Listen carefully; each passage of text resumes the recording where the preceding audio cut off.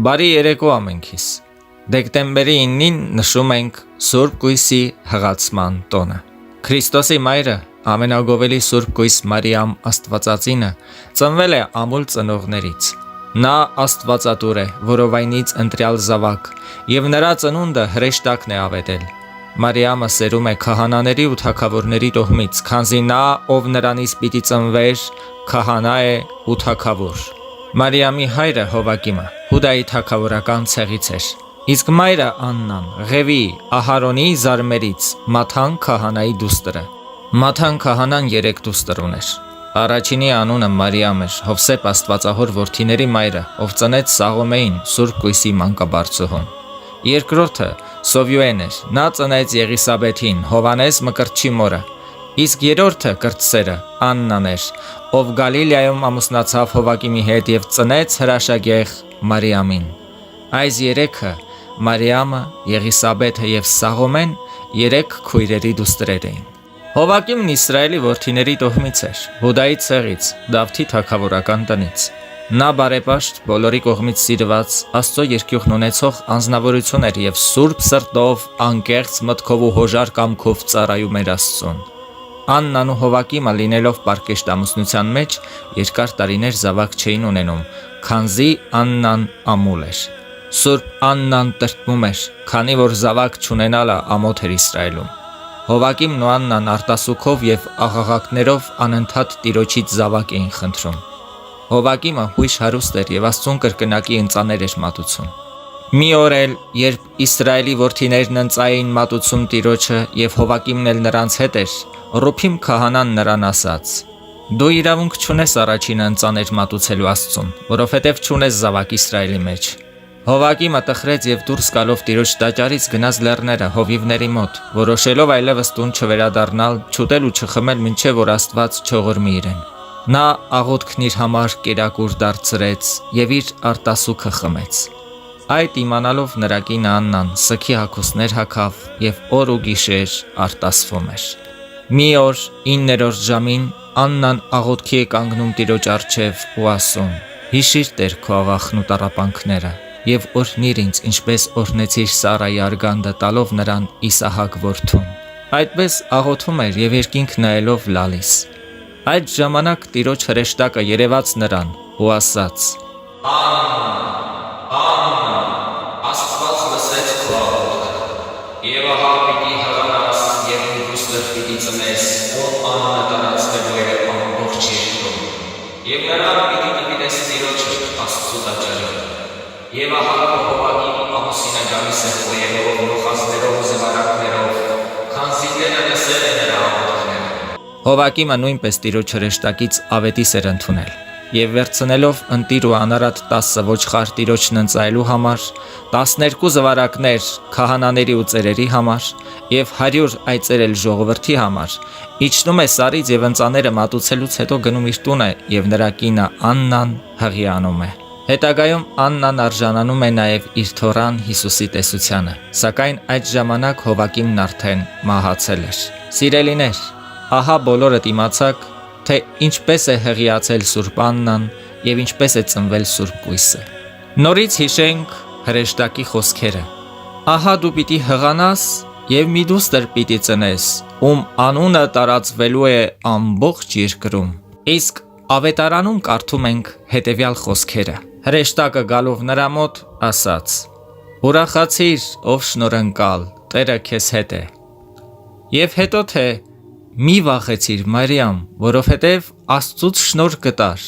եւ ահա կհղիանաս ու կծնես մի որդի, եւ անունն էլ Հիսուս կդնես։ Նա մեծ կլինի եւ Բարձրյալի որդի կկոչվի,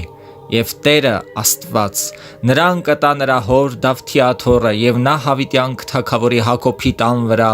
ու նրա թագավորությունը վախճան չի ունենա։ Սուրբ Հոգին կգա քեզ վրա, եւ Բարձրյալի զորությունը Հովանի կլինի քեզ, որովհետև նա, որ քեզնից է ծնվելու, Սուրբ է եւ Աստծո որդի պիտի կոչվի։ Եվ ահա քո ազգական Եղիսաբեթը, նա եւս հղի է իր ծերության մեջ, եւ սա ամուլ կոչվածի հղիության 6-րդ ամիսն է, որովհետև Աստծո համար անկարելի բան չկա։ Եվ եթե Եվան չհնազանդվեց մեր Տեր Աստծո պատվիրանին, հպարտանալով լսեց օձին, մեր Սուրբ Տիրամայրը այսպես է պատասխանում. Ահավասիկ Տիրոջ աղախինն եմ, թող քո խոսքի համաձայն լինի ինձ։ Եվ այստեղ տեսնում ենք մեր Սուրբ Տիրամոր խոնարհությունը։ Նա ուղղեց իր նախամոր սխալը։ Եվ ապա կարդում ենք, որ Սուրբ Տիրամայրը Եղիսաբեթի մոտ է գնում։ Եվ երբ Եղիսաբեթը Մարիամի ողջույնը լսեց, մանուկը խաղաց նրա որովայնում, եւ Եղիսաբեթը լցվեց Սուրբ Հոգով, բարձր ձայնով աղաղակեց ու ասաց. Օրհնյալ ես դու կանանց մեջ, եւ օրհնյալ է քո որովայնի պտուղը, որտեղից ինձ այս ուրախությունը, որ իմ Տիրոջ մայրն ինձ մոտ եկավ, որովհետեւ ահավասիկ, երբ քո ողջույնի ձայնը հասավ իմ ականջին, մանուկը ցնծալով խաղաց իմ որովայնում։ Եվ երանի նրան, ով հավատաց, որ Տիրոջ կողմից իրեն ասվածները կկատարվեն։ Իսկ մեր Սուրբ Տիրամայրը պատասխանում է. Իմ անձը պիտի փառավորի Տիրոջը, եւ իմ հոգին ցնծած իմ Փրկիչ Աստծով, որովհետեւ նա նկատեց իր աղախնի խոնարհ վիճակը։ Եվ ահա այսուհետև բոլոր սերունդները ինձ երանի պիտի տան, որովհետև ամենազոր Աստված մեծամեծ գործեր արեց ինձ համար, եւ նրա անունը Սուրբ է։ Նա իր բասկով զորություն գործադրեց, ցրեց իրենց սրտի խորհուրդներով ամբարտավաններին, հզորներին տապալեց իրենց աթոռներից եւ բարձրացրեց խոնարհներին, քաղցածներին լիացրեց բարիքներով եւ մեծահարուստներին ձեռնունայն արձակեց։ Նա պաշտպան կանգնեց իր ծառային Իսրայելին, հիշելով իր ողորմությունները, ինչպես ասել էր մեր հայրերին, Աբրահամին եւ նրա սերնդին Հավիտյան։ Սուրբ Գույսը ծնվեց նրանցից, ովքեր սրբությամբ էին ծառայում Աստծուն, ովքեր սուրբ էին պահում իրենց ամուսնական կյանքը։ Եվ լսեցինք նաև, որ հրեշտակը երևալով Սուրբ Աննային ասաց, որ պիտի հղանա եւ մի դուստր ծնի, ում անունը տարածվելու է ամբողջ երկրում։ Եվ ինքը Տիրամայրը ասում է, որ սերունդները երանի են տալու իրեն։ Այսօր շատերը չեն հասկանում այս ամենը։ Այսօր շատերը հետևելով կործանարար աղանդներին չեն հասկանում, որ արհամարում եւ հայհոյում են ամենասուրբ Տիրամորը։ Աստվածամոր ծննդյան լուրը տարածվեց ամբողջ Հրեաստանում, եւ բոլոր լսողներն օրհնեցին Աստծուն, ինչպես մարգարեացել էր Եսային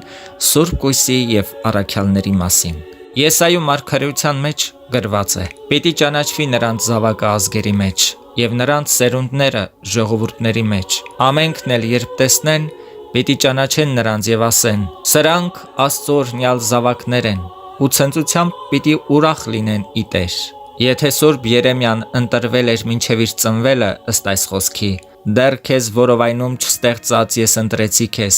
եւ դեռ արգանդից դուրս չեկած սրբացրի քեզ։ Իսկ առաքյալները աշխարհի լինելուց առաջ ընտրվեցին, քանզի Եփեսացիներին ուղված նամակում ասվում է. Աստված ընտրեց մեզ Քրիստոսի միջոցով նախքան աշխարհի արարումը։ Ապա որքան առավել Սուրբ Գույսն է ընտրյալ, ով կոչվում է դրախտ Աստվածային եւ արևելք իմանալի, ում մասին ասում է Սողոմոնը. Շատ դուստրեր հարստություն ձեռք բերին, շատերն էլ սխրագործություններ կատարեցին, բայց դու գերազանցեցիր նրանց եւ անցար բոլորից։ Քո մեջ կանացի կեղծ բարեհաճություն չկա եւ ոչ էլ սին գեղեցկություն։ Աստված մարդացավ եւ ծնվեց նրանից, սակայն չխախտեց նրա կուսությունը, քանզի ահա Եզեկիելը մարգարեանում եւ ասում է. տեսնում եմ մի փակ ու կնքված դուռ, եւ ոչ ոք չէր մտնում եւ դուրս չէր գալիս նրանով, բայց միայն Իսրայելի Տեր Աստվածը։ Եվ նաեւ Սուրբ Եսայի մարգարեն անարատ կույսի մասին ասում է. նամակը պիտի տան գրագետ մարդու եւ ասեն ընթերցիր, իսկ նա պիտի ասի. չեմ կարող ընթերցել, որովհետեւ կնքված է։ Մարգարեն Հովսեփին գրագետ մարդ է անվանում, քանզի նա ամուսնական կյանքի փորձ ուներ։ Իսկ կնքված գիր ասելով Մարիամի անխախտելի կուսությունն է ակնարկում։ Հովսեփը խոստովանեց, որ չի կարող ընթերցել նամակը, քանզի գիրը կնքված էր սերով բեների արքայի համար։ Մարիամի մասին, ով ընդունողը եղավ Աստծո անճառելի խոսքի, նաև ասվում է. փակված պարտեզ եւ կնքված աղբյուր, երգ երկոց։ Եվ որն է պատճառը, որ շատերը չեն հասկանում եւ չեն ընդունում այս ամենը։ Ինչու են աղանդավորները հեռու այս ամենից։ Հեռու են, որովհետեւ գրված է. ինձ համար է իմ խորհուրդը, իմ խորհուրդն ինձ եւ յուրայիններիս համար է։ Եվ այս խորհուրդները հասկանում են միայն նրանք, ովքեր Տեր Հիսուս Քրիստոսի եկեղեցու անդամներ են։ Եսայու մարգարեության մեջ գրված այս տողերը վկայում են նրա մասին, որ օտարները չեն կարող հասկանալ այս խորհուրդները, որովհետև Տիրոջ խորհուրդները իր և իր յուրայինների համար են։ Դրա մասին գրված է Եսայու մարգարեության գրքում։ Տերն իր եկեղեցու մասին այսպես է ասում. «Ով դու, որ տառապյալ ես և խախտված, ես հաշտվել եմ քեզ հետ, մինչև որ դու մխիթարվես։ Ահա ես քո քարերը սուտակից և քո հիմքերը շափյուղայից պիտի պատրաստեմ։ Քո աշտարակները հասպիսից պիտի կանգնեցնեմ, դռներդ բյուրեղից և քո շուրջը պարիս պիտի քաշեմ թանկագին և ընտիր քարերից։ Աստծուց խրատված որդիներ պիտի ունենաս, քո մանուկները մեծ խաղաղության մեջ պիտի լինեն, արդարությամբ պիտի շենանաս, հեռու կանգնիր անիրավից, որ ահ չունենաս և դողը քեզ չբռնի։ Ահա եկողները իմ անունով պիտի մոտենան քեզ մոտ պիտի պանդխտեն և քեզ ապաստան դարձնեն։ Ահավասիկ, ես քեզ հաստատեցի, բայց ոչ որպես մի դարբին, որ փուքսով կայծեր է արծածում և գործիքներ է շինում իր համար։ Ես քեզ հաստատեցի ոչ կորստի ու ոչնչացման համար։ Ոչ մի վնասակար գործիք քո դեմ հաջողություն չպիտի ունենա, և դու քո դեմ դատաստանի ելնող ամեն մի լեզու պարտության ես մատնելու նրա հետ և քո բոլոր դատախազներին։ Դա է Տիրոջ ծառաների ժառանգությունը, և ինձ համար դուք եք լինելու իրավացի, ասում է Տերը։ Եվ միայն եկեղեցու ճշմարիտ զավակը կարող է հասկանալ այս բոլոր խորհուրդների իմաստը, քանզի միայն մեր Տեր Հիսուս Քրիստոսով լուսավորվածը կարող է հասկանալ այս սուրբ խորհուրդները, իսկ նրանք, ովքեր ընդունել են հերետիկոսության թույնը, երբեք չեն կարող հասկանալ սուրբ խորհուրդների իմաստը։ Դրա համար աղանդները հեռացած են սրբություններից։ Այդ պատճառով է, որ Սուրբ առաքյալն ասում է, թե հեռացիր հերձվածող մարդուց մեկ կամ երկու անգամ նրան խրատելուց հետո։ Իմացիր, որ շեղված է այդպիսին և մեղանչում է ինքն իսկ դատապարտելով իրեն։ Ուրեմն, սիրելիներ, հեռու մնանք հերձվածողներից և հերետիկոսական գաղափարներից։ Ուզում եք իմանալ, թե ինչպես է Տերը վերաբերվում աղանդներին։ Ուրեմն լսեք, թե ինչ է ասում Սուրբ Պետրոս Ալեքսանդրացի հայրապետը։ Քանի որ Աստված ինձ այսքան զորացրել է, հարկ է վկայությամբ և այրամբ մահ ընդունել, որովհետև Աստված ինձ հայտնեց, որ ինձանից հետո հայրապետական աթոռին նստելու ես դու, Աքեղաս, իսկ քեզանից հետո երբ փոխադրվես, քո եղբայր Ալեքսանդրոսն է ժառանգելու աթոռը։ Եվ որպեսզի ինձ անգութ և անկարեկից չհամարեք, որովհետև մեղավոր մարդ եմ, կասեմ հետևյալը. ոչ թե ինձնից նզովեցի Արիոսին, այլ Աստծուց, որ ինձ ցույց տվեց Արիոսին։ Այս գիշեր անում էի իմ սովորական աղոթքը և դեռ աղաչում և բարերար Աստծուց ողորմություն էի խնդրում, երբ տեսա պայծառ և շքեղ, փառավոր տեսքով մոտ 12 տարեկան մի մանկան, որի դեմքը լույս էր ճառագում և խուցը լույսով լցվեց։ Նա կտավի պատմուճան էր հագել, որ առջևի կողմից, պարանոցից և լանջերից մինչև ներքև պատռված էր 2 կեսի։ Եվ նա ցույց տվեց և նայեց ինձ։ Զարհուրելով ես բերանս բացեցի ու հարցրեցի. Տեր, ով պատռեց պատմուճանդ։ Պատասխանեց և ասաց. Արիոսը պատռեց պատմուճանն իմ, և տես նրան եկեղեցու հենարան չհամարես, նրա համար վաղը քեզ աղաչելու են, տես չհամաձայնվես քանդել նրա կապանքները։ Եվ որովհետև դու վկայելով ավարտելու ես քո ընթացքը և որպես մարմնիդ հաղթանակ ընդունելու ես անթառամ պսակը, պատվիրիր Աքեղասին և Ալեքսանդրոսին, որ քեզնից հետո գլխավորելու են իմ եկեղեցին, որ նրան չընդունեն։ Եվ այս ասելով մեծ տեսիլն անհետացավ։ Ահա ասացի և հրամայվածը փոխանցեցի ձեզ։ Եղբայրներ, դուք գիտեք, թե կյանքիս ամբողջ ընթացքում ինչպես եմ ճշմարիտ ուղղափառ հավատով ծառայել կենդանի Աստծուն, Հորը, Որդուն և Սուրբ Հոգուն։ Ասորիների միջագետքում, Փյունիկիայում, Պաղեստինում և հեռավոր կղզիներում դրժող հերձվածողներից և մոլորյալ կռապաշտներից եկող փորձությունների դեմ չէի դադարում գրով և բանավոր զգոնության խրատ տալ Աստծո ժողովրդին, որին փրկեց իր սուրբ արյամբ։ Եվ ընդունելով աթոռը, որ փոխանցել են Սուրբ Մարկոս Ավետարանիչը և նրանք, որ իրենից հետո էին և նույնպես հալածվեցին արդարության և Քրիստոսի հավատքի համար, Ես նախկին ձևով շարունակեցի ճանապարհս դեպի ճշմարտությունը, որովհետև բոլորը, որ կամենում են աստվածպաշտության մեջ մնալ, հալածանքների միջով են անցնում։ Ուրեմն, սիրելիներ, այսքանը լսելուց հետո հեռանանք հերձվածողներից, հեռանանք աղանդներից, իմանալով, որ Տիրոջ համար ատելի է հերետիկոսությունը, իմանանք, որ նրանց սուտ վարդապետությունները ատելի են Տիրոջ համար։ Ոչ ավետարանականները, ոչ ավետարանչականները, ոչ Եհովայի վկաները եւ ոչ էլ մյուս կրոնական կազմակերպությունները չեն պատկանում Տեր Հիսուս Քրիստոսի եկեղեցուն։ Սրանք բոլորը հերձվածողներ են։ Սրանք բոլորը ինքնակամ բաժանվել են Տեր Հիսուս Քրիստոսի եկեղեցուց եւ հիմնել աղանդներ։ Եվ ինչ որ լսեցիք Արիոսի մասին, նույնը նաեւ վերաբերվում է սրանց։ Երբ Մատթեոս Պատրիարք Ջուրջյանը 1858 թվականին դարձավ ամենայն հայոց կաթողիկոս, իր գլխավոր պարտականությունը համարեց պայքարել վասն ուղղափառ դավանանքի եւ ընդդեմ ավետարանաբարենորոգչական հերձվածի, որովհետեւ 1850 թվականի նոյեմբերի 27-ին հայ ավետարանականները պաշտոնական ճանաչում ստացան Օսմանյան սուլթան Աբդուլ-Մեջիդի կողմից, որով վերջինս կարողացավ հայության միստվար զանգված բաժանել մայր եկեղեցուց